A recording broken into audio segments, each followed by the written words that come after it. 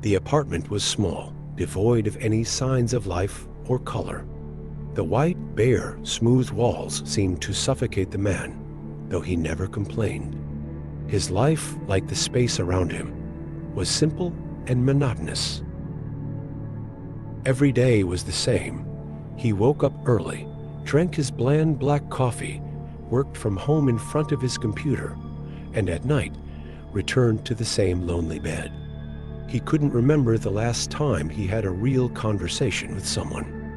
Work interactions were superficial, and he avoided leaving the house, preferring isolation. In the first few months, solitude felt comforting, like a refuge. Now, however, something was changing. The sense of security he found in solitude was slowly turning into restlessness. At night, the absolute silence of the apartment felt more oppressive than ever. The shadows on the walls, once harmless, now seemed to stretch unnervingly, as if they were lurking. Lying in bed, he stared at the ceiling. The ticking of the clock was the only noise, marking time with cruel precision, as if reminding him of his stillness, his stagnant life. He tried to convince himself that he was fine, trying to justify his isolation as a necessary choice, a form of protection. But deep down, he knew he was running from something. What that was, he didn't yet know. He closed his eyes, trying to push away the thoughts. Sleep, however, did not come easily. He tossed in bed, the sheets tangled around him, until finally, his mind gave into exhaustion. The silence felt heavier that night, and for a moment, he felt something strange, as if he was no longer alone. He quickly dismissed the thought, convinced it was just his imagination, a trick of his tired mind.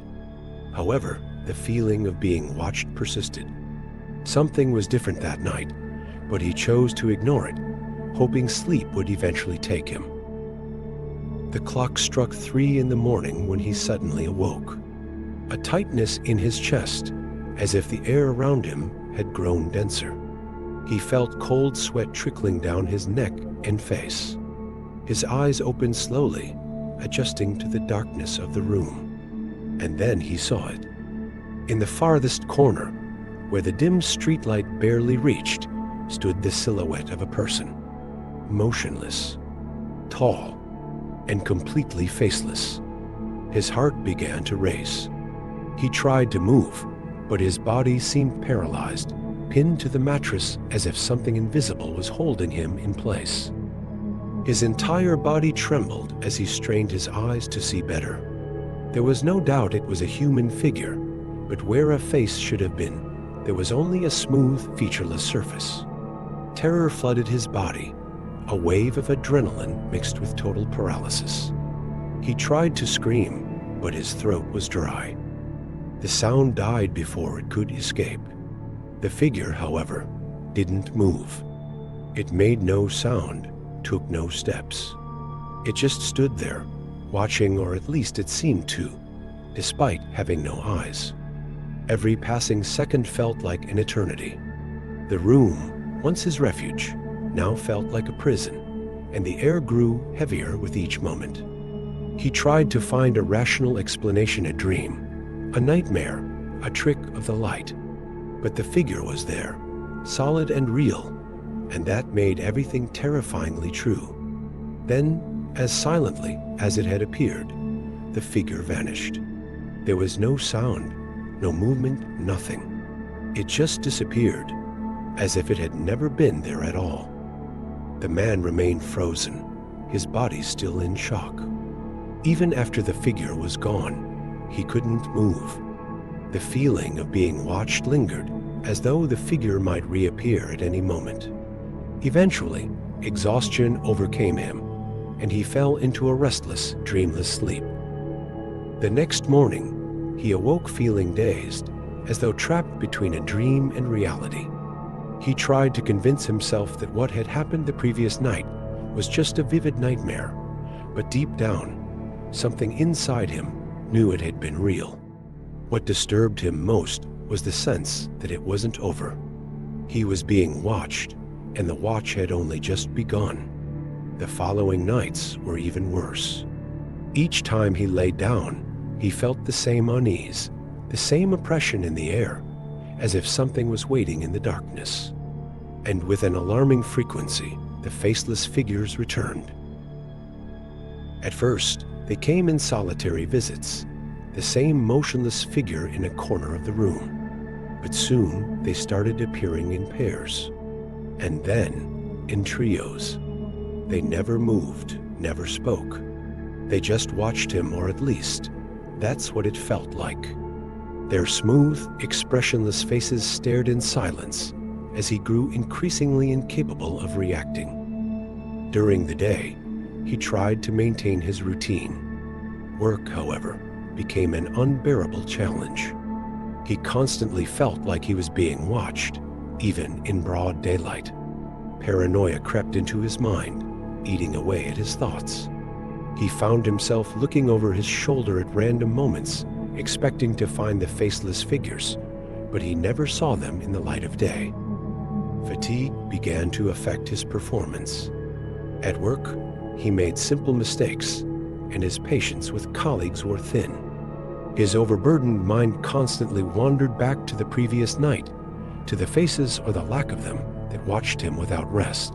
There was no one he could trust, no one he could tell what was happening. He feared being seen as insane, so he kept everything to himself. The nocturnal visits became increasingly distressing. Every night, the figures seemed to get closer. The air in his apartment grew heavier, and the oppression was constant. The figures seemed to multiply, surrounding him, filling every corner of his small space. Sometimes, he awoke in the middle of the night with the feeling that they were right beside his bed, but when he opened his eyes, they were already back in their corners. Their silence was the worst. A deep, suffocating silence that filled the apartment, even when they weren't there. He began to dread the nights, fearing the moment he would have to turn off the lights and try to sleep. Each night, he knew, would bring the visitors back. Days blended into nights, and the man's sanity began to crumble. He no longer knew what was real and what was imagined. The reflection of the faceless figures began to appear in mirrors, in windows, and even in the crowds he passed when he forced himself to leave the house.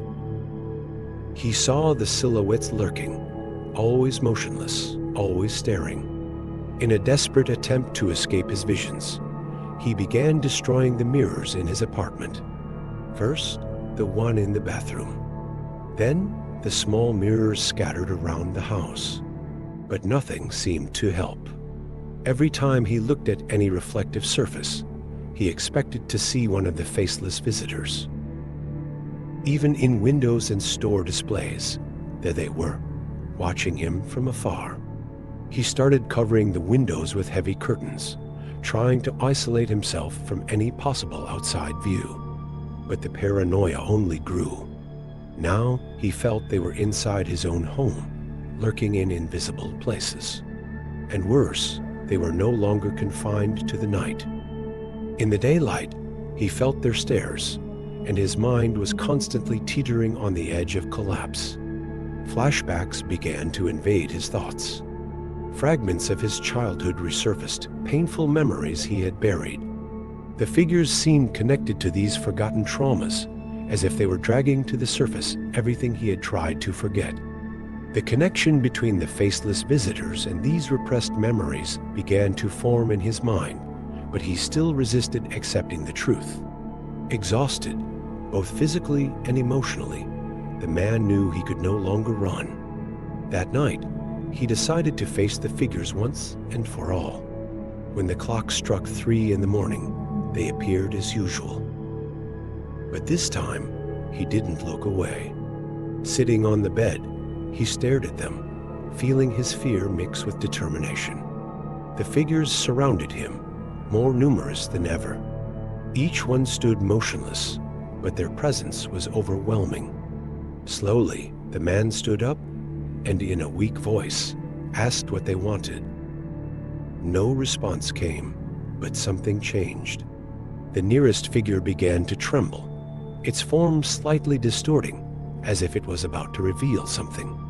That's when the man realized they were reflections of him, reflections of his own memories, traumas, and fears that he had denied all his life.